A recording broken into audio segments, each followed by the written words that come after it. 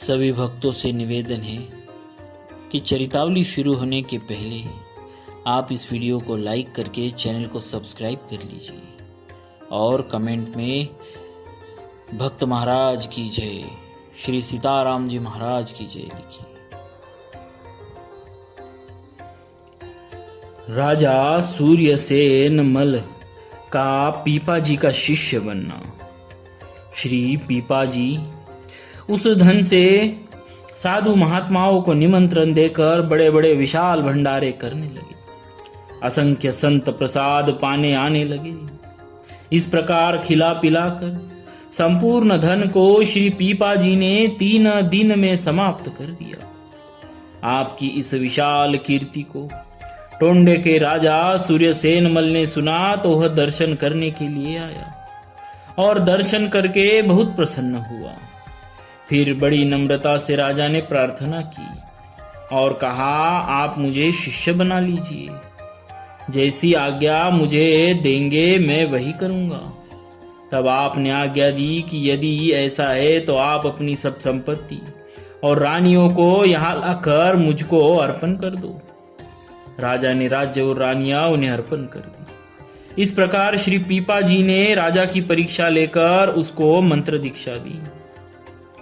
फिर संपत्ति और रानियों को लौटाकर कहा कि संपूर्ण राज्य तथा ये रानियां आज से अब हमारी है, इनमें अब ममता न रखना, मेरी आज्ञा से इनका पालन पोषण करना।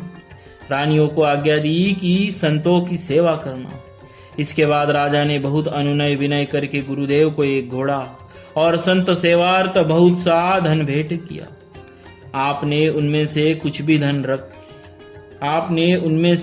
धन रख लिया, शेष लौटा दिया। गुरुदेव की उपदेशा अनुसार राजा ने अहंकार को त्याग दिया और सब जीव जंतुओं को अपने से बड़ा मानने लगा। यह समाचार सुनकर राजा के भाई बंधु जल भुन गए, परंतु महान प्रतापी सीतापति श्री पीपा जी से वे कुछ भी न कह सके। इसी बीच एक व्यापारी बैलों को खरीदने के लिए टोंडे गांव को आया। राजा के भाइयों ने उसे बहकाया कि पीपा भगत बैलों के बहुत बड़े व्यापारी हैं, उनके पास बहुत अच्छे अच्छे बैल हैं, वहीं चले जाओ। पीपा जी के जीवन की विलक्षण घटनाएं। लोगों के बहकाने में आकर वह व्यापारी श्री पीपा जी के पास आया और थैली खोलकर रुपए इनके सामने रखते हुए बोला, मैं बैल लेने आया हूं, मुझे बैल दीजिए।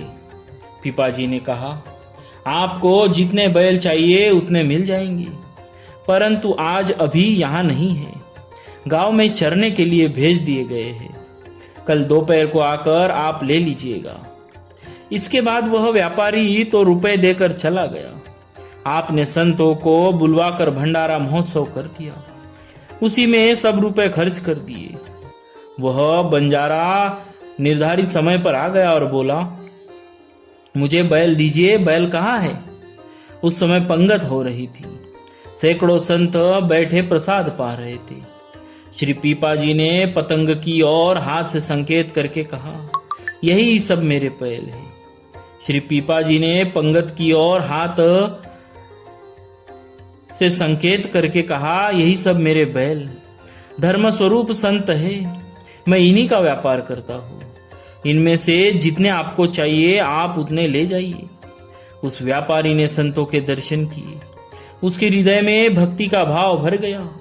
वह उसी समय बाजार गया और वस्त्र लाकर उसने सभी साधुओं को पहनाया।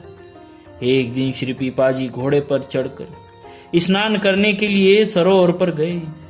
घोड़े को वही छोड़कर आप स्नान करने लगे। इतने में ही दुष्ट चोरों ने आकर घोड़ा पकड़ लिया और उसे छिपा कर बांध दिया।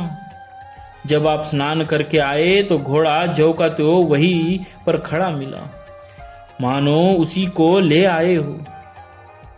घोड़े पर चढ़कर आप अपने आश्रम में आ गए। जब चोरों ने यह चमत्कार देखा तो वो डर गए और घोड़े को ले आए।